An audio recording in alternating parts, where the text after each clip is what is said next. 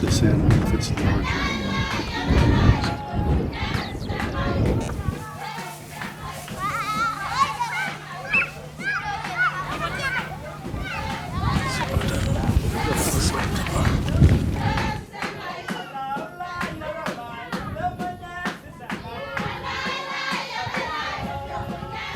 Hopefully our animals are kind to us and we'll move to the top of a hill and get signal.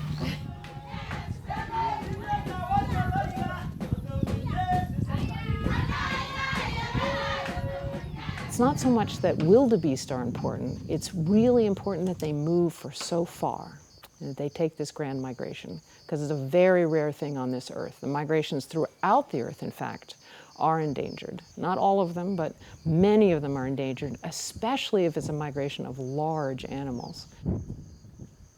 Specifically in this ecosystem, like what you see over my shoulder, this is in the Masai Mara, we have the greatest migration of large mammals on Earth that comes up from the Serengeti. It's got about 1.4 million migrating wildebeest. The migration of the Kenyan wildebeest, most people don't know about that, but this population is highly endangered. Humans, in particular pastoral people, have been a major force in savannas for hundreds of years, if not millennia, shaping landscapes and shaping movements of wild herbivores as well as domestic herbivores.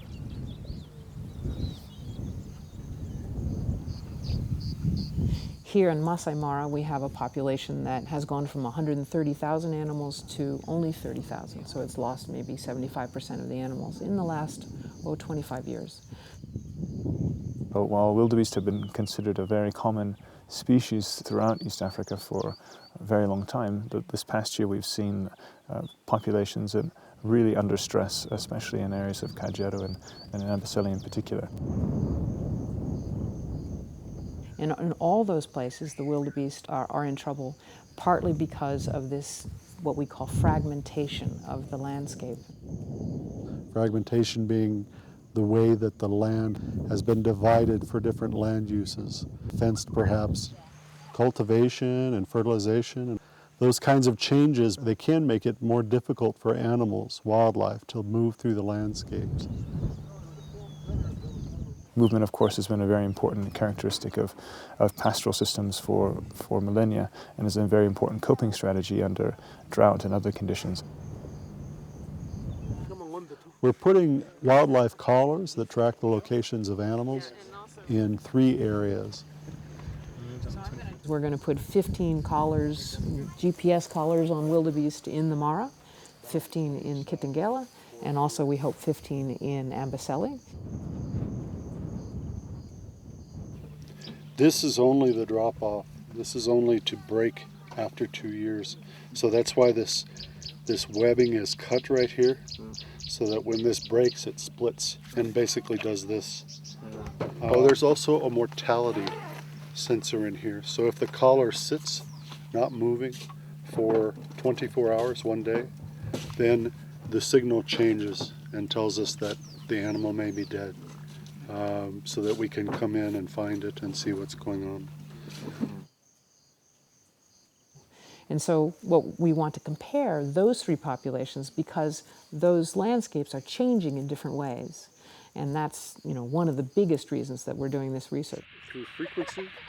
I would like to learn from this research how intensively land can be used by humans and still maintain good wildlife populations.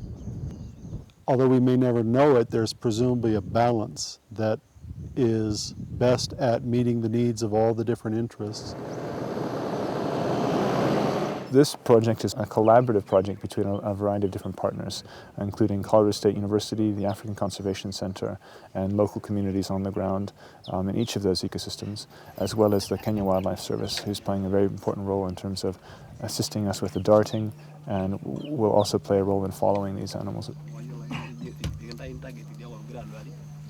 Just be behind us. Be behind us, yeah. Very close. Yes, close. We've got a chase set up in a good field without rocks. It's very nice.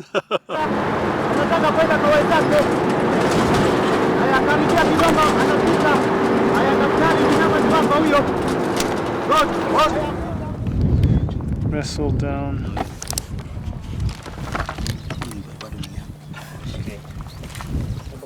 8 years. Take this. Yeah, and also very active here, so be very, very careful. Facing front. Growing at 8 years.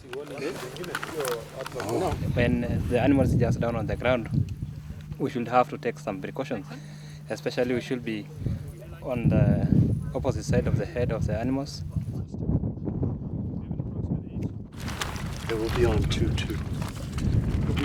We have processing times of 5 minutes between the animal touching the ground and being revived and moving away. So that's really extraordinary.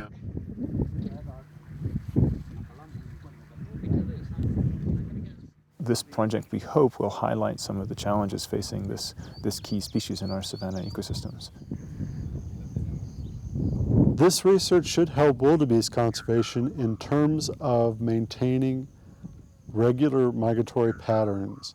The maintenance of those corridors involves more than science. We have to admit that at the front. It involves science and economics, it involves politics, and so the scientific information is only one piece of that puzzle.